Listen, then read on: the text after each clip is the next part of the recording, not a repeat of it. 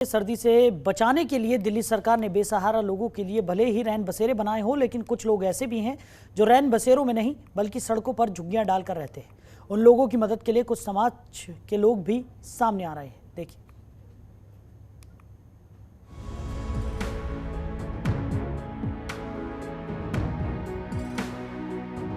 राजधानी दिल्ली में सर्दी अपने चरम पर है। लगातार पहाड़ी इलाकों में बर्फबारी के बाद अब मैदानी इलाकों में शीतलहर चल रही है।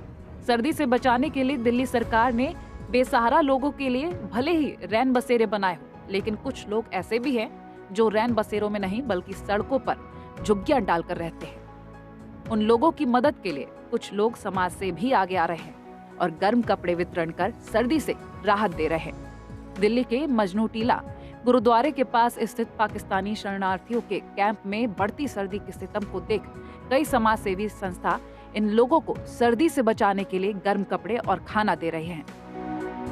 राजधानी दिल्ली में लगातार सर्दी का सितम जारी है और सर्दी से बचने के लिए दिल्ली सरकार ने जो सड़क और फुटपाथ पर बेसहारा लोग होते हैं उनके लिए रैन बसेरे बनाए हैं। लेकिन कुछ लोग ऐसे भी दिल्ली के अंदर हैं जिनके लिए दिल्ली सरकार की तरफ से रैन बसेरे का इंतजाम नहीं किया गया और लोग सर्दी से बचने के लिए अलाव का सहारा ले रहे हैं। मैं इस वक्त मौजूद हूँ मजनू का टीला, जहाँ पर शरणार्थी रहते हैं। इन शरणार्थियों की मदद करने के लिए कुछ समाज सेवी यहाँ पर पहुँचे हैं और इन लोगों को कंबल वितरण कर रहे हैं, गर्म कपड़े वितरण कर रहे हैं और सर्दी से बचने के जो उपाय हैं वो इन लोगों को बताए जाते हैं और साथ ही उनको वो जो चीज़ें हैं गर्म कपड़े वगैरह उनको जो है निजी संस्थाएं हैं वो समाज सेवी हैं वो इनको मुहैया करा रहे हैं।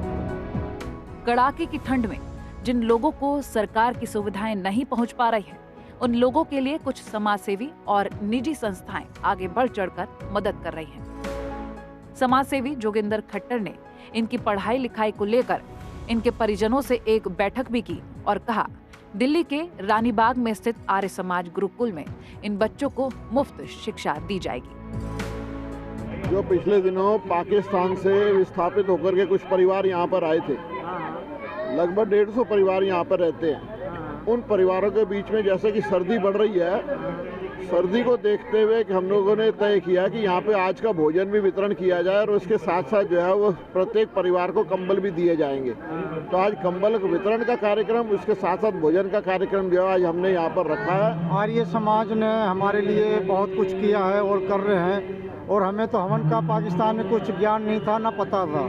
इनके माध्यम से हमारे बच्चों को पता चल रहा है आर्य समाज के द्वारा, क्योंकि हमें तो पता पाकिस्तान में क्या था, हवन तो करने क्या कोई भाव भजन नहीं करने देते थे वहाँ। अब ये जितने साहब बिना पढ़े लिखे हैं, सब माता पिता पढ़े लिखे नहीं हैं और हम अपने बच्चों को गुरुकुल आर्य समाज जो भी हैं यहाँ के संत महात्माओं से हमारी प्रार्थना है, गुरुकुल में बच्चों को डालना हम चाहते हैं। बच्चों के लिए कंबल लाए हैं सभी परिवारों के लिए और शिक्षा का जो मेन हमारा मुद्दा था कि बच्चों को गुरुकुल का शिक्षा का प्रबंध करवा के दें, वो अर्जी इन्होंने हमारी कबूल करी है। 8 साल से मैं जुड़ी हुई इन लोगों के साथ और इन लोग के बच्चों को पढ़ा रही हूँ, लेकिन प्रभावशाली ढंग से कोई इनका कार्य नहीं कर पाता है। एनजीओज वाले आते हैं, अपनी दुकान खोल जाते हैं, बिस्कुट देना, 5 किलो चावल देना, उससे काम नहीं बनता। कब तक ये बच्चे मांग के खाते रहेंगे? शिक्षित होंगे तभी तो आत्मनिर्भर बनेंगे और आगे अपना परिवार पालन अच्छे से करेंगे। दिल्ली में ऐसी बहुत कम संस्थाएं हैं जो गरीब बेसहाराओं की मदद के साथ साथ उनके बच्चों के भविष्य को सुधारने और शिक्षा ग्रहण कराने की बात करते हैं। जरूरत है गरीबों को दान देकर उन्हें कमजोर और असहाय न करें, बल्कि उनके बच्चों को शिक्षित कर उनके भविष्य को मजबूत करें, जिससे आने वाले समय में ये बच्चे पढ़ लिख कर हमारे देश का नाम रोशन करें और अपनी आर्थिक स्थिति को सुधारें।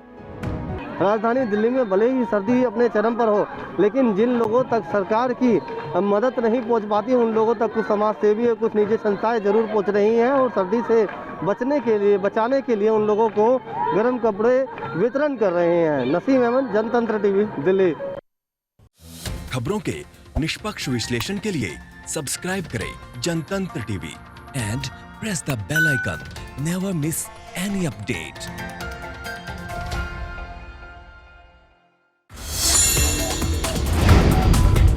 Download the Janatantra TV app, available on Google Play and App Store.